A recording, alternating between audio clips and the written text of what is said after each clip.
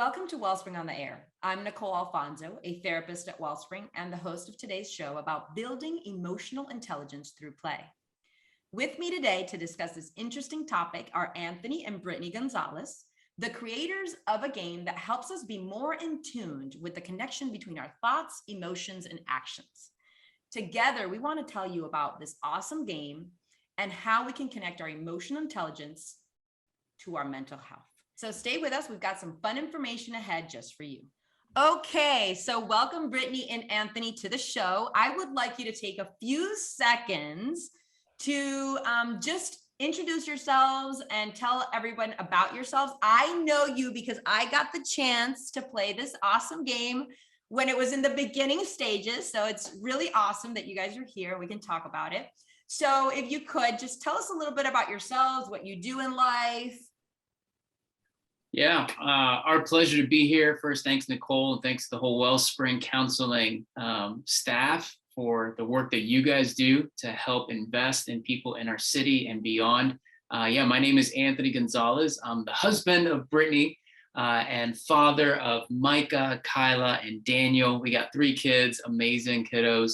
And I serve as the team leader for Athletes in Action in South Florida. It's a ministry of Cru, or Campus Crusade for Christ. And part of that means I get to serve as a chaplain for the Miami Hurricanes and some other local universities here.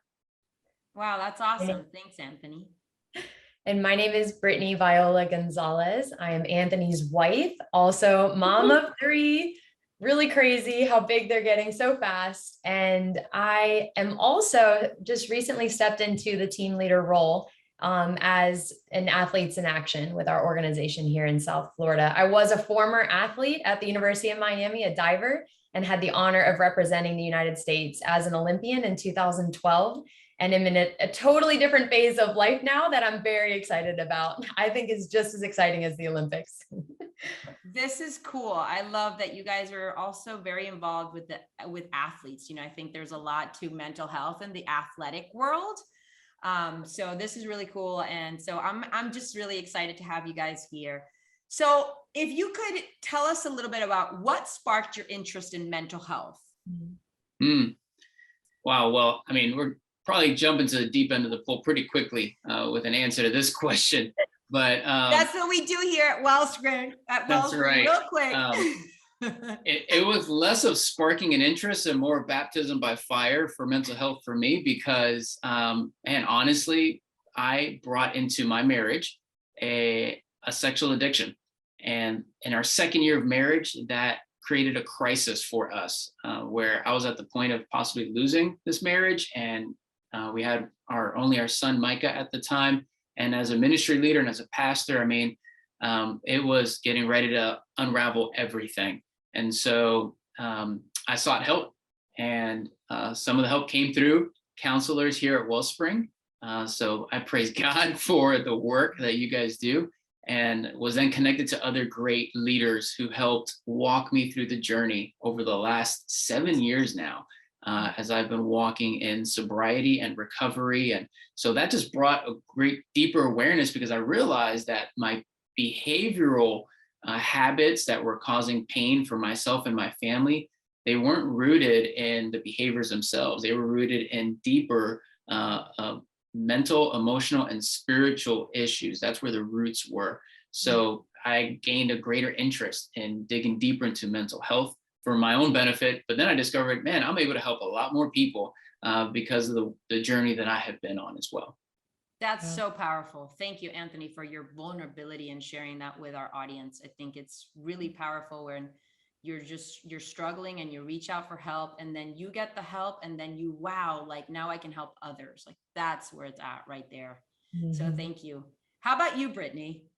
Yeah, well, Anthony mentioned, his struggles, and it was not unfamiliar to me to see behaviors that were being done that were not even what Anthony desired to be doing in his life. And so rewind into my teenage years, I had behaviors that caught my attention that I just felt like were uncontrollable, and it had to do with food and body image. And I started seeing a counselor, nutritionist, trying to get some help, and it just continued to get worse and worse. So I went inpatient when I was 18 years old to a facility in Arizona. And that was the first time I got an emotions chart. That was the first time I started talking about things that are not really seen, and yet fully affected my life every day. So that was the beginning of my journey. And it has been an integral, like purposeful part of my life that I continue to grow and develop, because I know it impacts just as much as I train physically, I train emotionally. That's awesome. I train emotionally. We all need to be training emotionally. Awesome. Okay, so let's talk a little bit about, from your perspective, how does emotional intelligence affect mental health? So tell us a little bit about what emotional intelligence might be, and how does it affect our mental health? Yeah, so I mean, I don't have like a clinical definition. I'm not a clinician. I'll just say that from the outset. Neither Brittany and I are formally trained in these matters, but we just have a lot of personal experience and have walked with incredible people. So my understanding, I mean, our emotional intelligence is basically our ability to personally identify, articulate, process what we're feeling, not just on our own, but in the context of relationships and community. And so there's a negative correlation between our emotional intelligence and our mental health disorders, meaning, the lower my emotional intelligence, the higher probability of experiencing mental health disorders. Different universities, Trent, Yale, Harvard, found research that groups with lower emotional intelligence had higher levels of anxiety, panic, obsessive compulsive disorders. And so there's a strong correlation between the two. It makes a lot of sense, because if you don't know what's happening inside of you, it can be really messy, and it could show up in such, in ways that are destructive. And so it makes a lot of sense that if you're not connected to your own emotions and feelings, then you're not even knowing what's causing what, right? It's real messy. So that just makes all the sense in the world. Yeah. Yeah, and I very similarly, Anthony made a joke, if you can't name it, you can't tame it. It was like, yeah, that's if you can't identify the emotions in you, you can't care for yourself in the way that you actually need to be cared for. So it has been so powerful to say, I feel XYZ, not judge myself, and then to not call certain emotions bad or good. They're all great. Now, some are very uncomfortable and some are really comfortable. So that's how I like they all have a purpose, right? They all have a message. There's something that it's there for a reason. We got to pay attention to it, right? Mm-hmm. We all need a feelings wheel in our homes, in our cars. I mean, let's start there, right? Yeah, which, I want to speak to that for a quick moment, because I know that there might be some of you guys listening right now, it might be thinking like, okay, yeah, the ladies are talking about feelings wheels and charts and keeping it everywhere. But one of the ways that I like to think about it, and this will relate to ladies too, is, a lot of our emotions can be like indicators on our dashboard in the car. And so we feel something, and it's an opportunity to pay attention to what is that indicator telling me. And, if you drive a car long enough with the indicator just blinking at you and never pulling over to check out what's going on under the hood, you're not going to get very far. You're going to end up stranded somewhere. And so I like to consider, really strong, powerful emotions are big indicators. Check engine light, change oil light. Something needs attention under the hood. And if you ignore those long enough, then you're going to have a lot of the issues that will show up, like the beach ball busting out from beneath the surface of the water that we've been holding down. Love those examples, Anthony. Thank you. Okay, so let's talk about your game. Let's talk about Ferret Flush. That's what it's called. Tell us, what inspired Ferret Flush?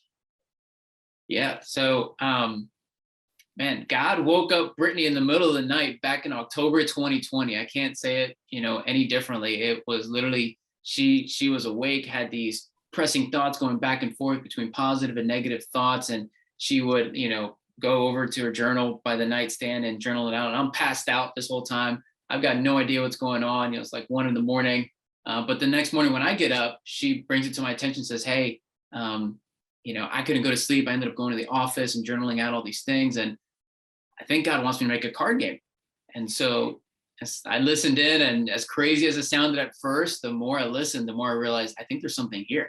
And within 24 hours, we created the first draft of what today is Ferret Flush. So that's part of how it started.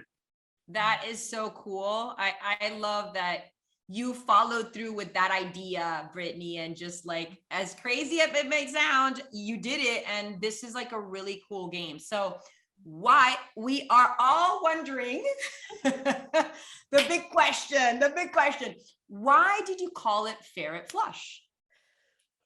Well, it was very hard to find a trademarkable name when I was looking into options. Originally, this game was called Deal With It because I didn't like how oftentimes people say that flippantly and they don't want to deal with life. But I literally want to give people the skills to deal with life and all of that comes with it. But I came across animal names that had a different meaning.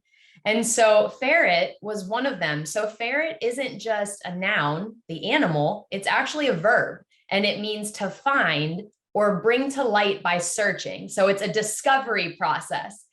And they actually used ferrets back in the day to flush out vermin underground and bring them to the surface. So to flush out something, we see this as a really cool discovery opportunity to flush out emotions, thoughts, bring things to the surface that aren't normally talked about.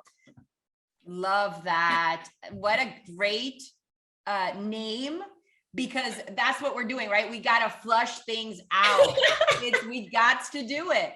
So I know this game is built for teenagers, young adults, and you're making possibly some other like more specific games like for couples or juniors or athletes. So what is ultimately the purpose of the game? Yeah, the purpose of the game is so that individuals will feel more equipped in 4 different areas. One is that it'll normalize the interplay between thoughts, feelings, and actions. So when we face life situations, these things are relevant and real, whether we recognize it or not. We have thoughts, feelings, and actions, and they're all interconnected. Even though we separate them in the game, they all connect. The second is that you get to expand your emotional vocabulary. So we use words like bewildered. I don't know when the last time I used that word, but now that I play it in the game, I can pull that one out once in a while in my everyday life. The third is that we would discover things that you didn't know about yourself, maybe even prefer not to know about yourself and others that you're playing with. So if you really, there's the side of just playing and having fun. And if you really want to get to know the people around you, it's so interesting as you play. If you listen, they may tell stories about themselves that you never knew. I learned that 2 people were in a porta potty when it tipped door side down. I didn't know that. That's never happened to me. And so that actually, Nicole, led into the laugh is the 4th aspect of this, that we want people to laugh. If you're not laughing, then you're doing it wrong. You're playing the game wrong. That is the whole purpose of this game, is to have fun and connect. And that laughing piece really lightens that whole idea of having and opening up, right? And sharing things. It just makes it easier to do that, I think. Awesome. Okay, so we're going to take a short break to thank one of our sponsors who makes the production of our podcast possible. When we come back, we'll hear more from Anthony and Brittany about the importance of connecting with our thoughts, feelings, and actions through play, and give a little explanation of what this game is like. Welcome back to Wellspring on the Air. This is Nicole Alfonso. If you're just joining our show, our topic today is building emotional intelligence through play. So far today, we've talked about a fun game to connect to our emotions, thoughts, and behaviors. If you joined us late, you can find us on your favorite podcast channel on Wellspring on the Air or on our website blog page at wellspringmiami.org. Just search for this topic, which is building emotional intelligence through play. Okay, Anthony and Brittany, tell us a little bit about how you play this game. Would love to, Nicole. So you play the game by getting 3 to 6 people together. We call them creatures, including yourself, and grab a box. I think, Britt, you might have a box nearby if you want to pull it up to show it. Great, there it is. Inside the box, sorry for our audio listeners only, you missed out on the look, but you can look at it. There's 30 situation cards. What was that, Britt? Go to the YouTube channel. There you go. Inside the box, there's 30 situation cards, and there are 10 twist cards, and there are 65 play cards. Basically, the way it works is you shuffle the situation cards together, put them in the middle of the table, shuffle the play cards together, deal 5 out to each creature playing the game, and then the dealer becomes the first ferret. who then draws one situation card to read out to everyone. For instance, it might say, the porta potty I'm using tips over door side down. We made a reference to that one earlier. All the players hear the situation and then they look at their play cards, which each play card has a thought, a feeling, and an action on it. They're not necessarily related to each other on the cards, but you can then review your hand of cards and put down a thought that you would have, or you think the ferret would have, in response to that situation. And then the ferret picks out their favorite. You do it all over again with feelings, one more time through actions. Whoever wins best 2 out of 3 of the sets keeps a situation card. Play it all over again until everyone's been the ferret twice, and whoever attains the most situation cards by the end of the game is the winner. That sounds fun. I can imagine some really interesting thoughts, feelings, and behaviors in there to choose from. Awesome. Okay, so why do you think it's important to have more conversations about thoughts, feelings, and actions? That's a great question. Well, my experience throughout my teenage years and adolescent years is I separated a lot of things within myself. There's a word for that called compartmentalization. And what this game does is it helps reconnect the dots. It helps counter that compartmentalization. Behaviors don't just happen in a vacuum in isolation. A lot of people may say something like, I don't know what happened. I just found myself eating a pint of ice cream. Well, no, let's slow down and talk about that.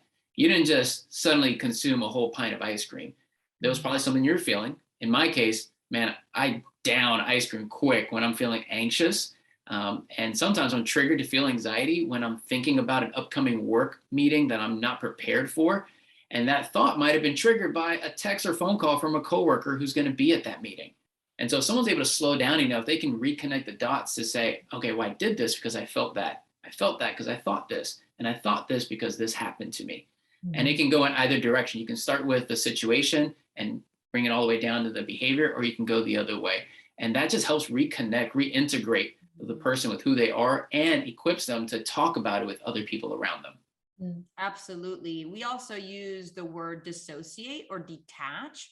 And so we detach our emotions from our sensations in our body. We detach and so to survive through life. And so that what happens is that it just doesn't allow us to be fully present in our lives and engaging with people and actually appreciating everything that's around us. So yeah, right. I think that's huge. I think it's great it's important to connect all those emotion, thoughts, and behaviors.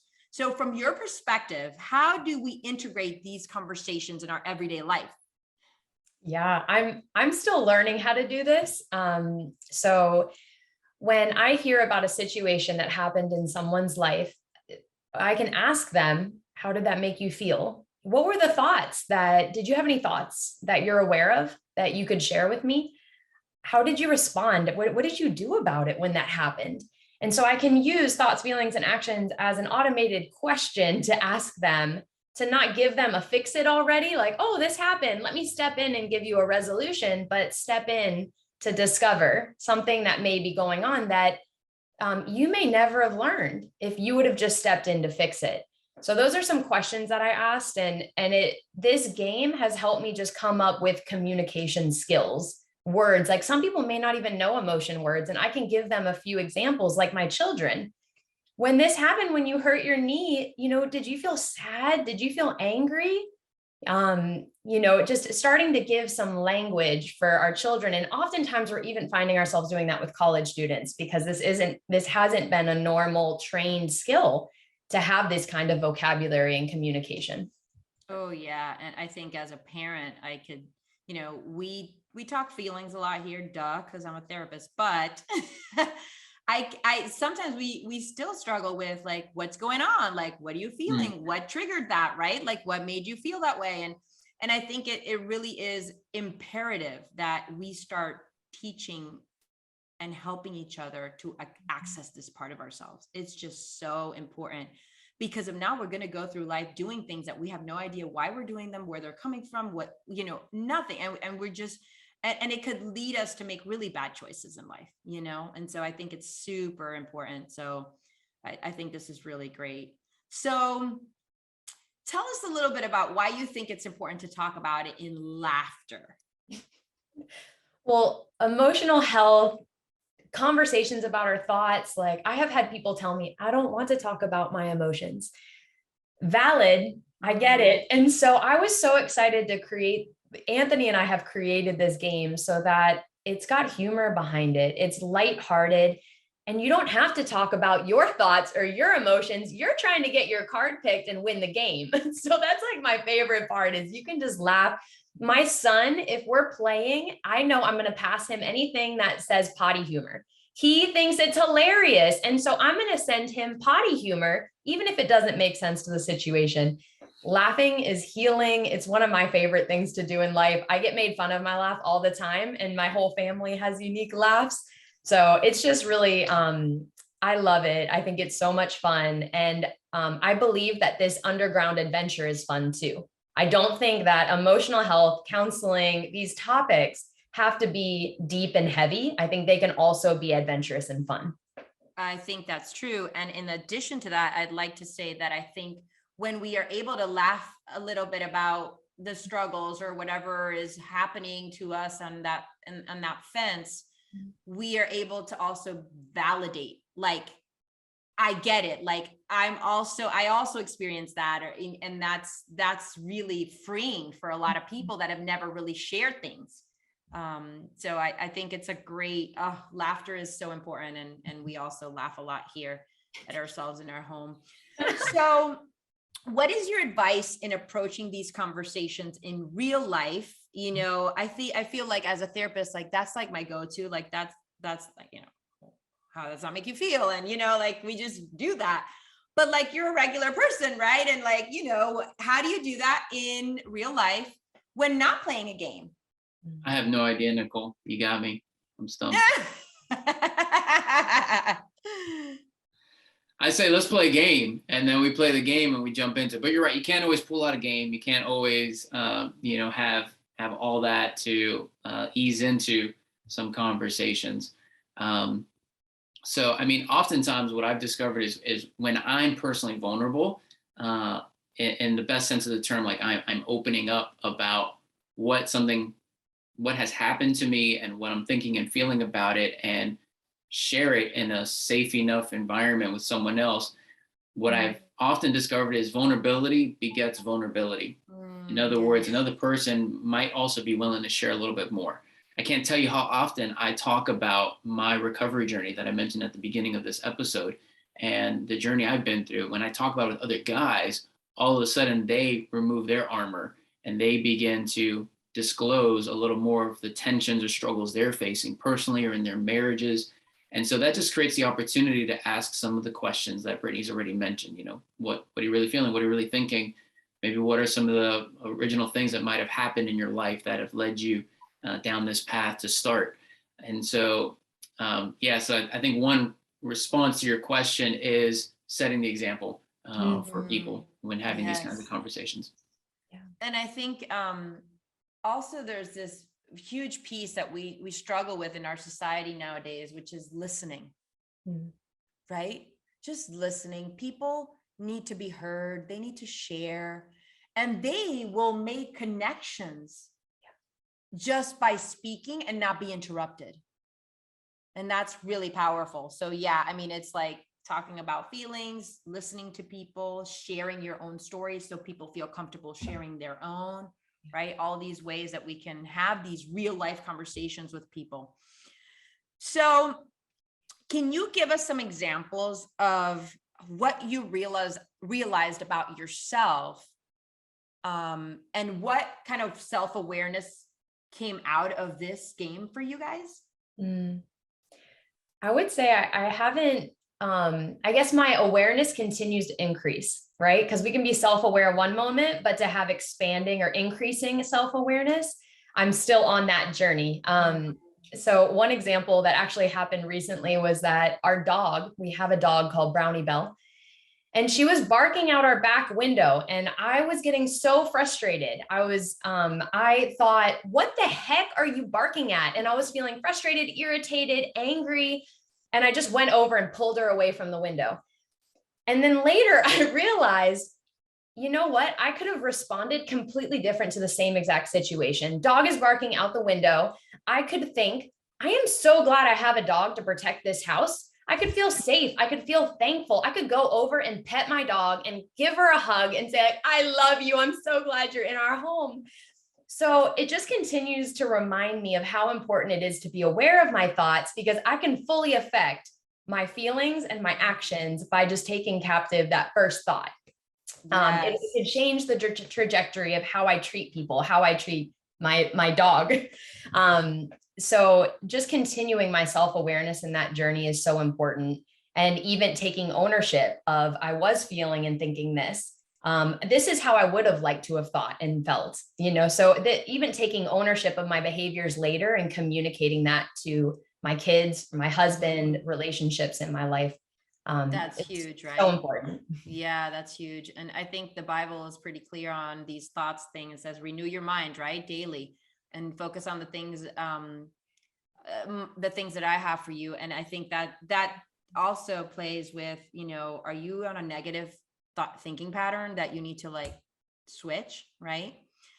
Okay, guys. Well, this has been such an awesome show. I had the privilege of playing this game. It is super fun. We laughed a lot. So let me tell you where you can find this game. There will be some games available on our online store at wellspringmiami.org. Just click on the store button, on the store link up there. And there's also the website for Ferret Flush, which is ferretflush.com.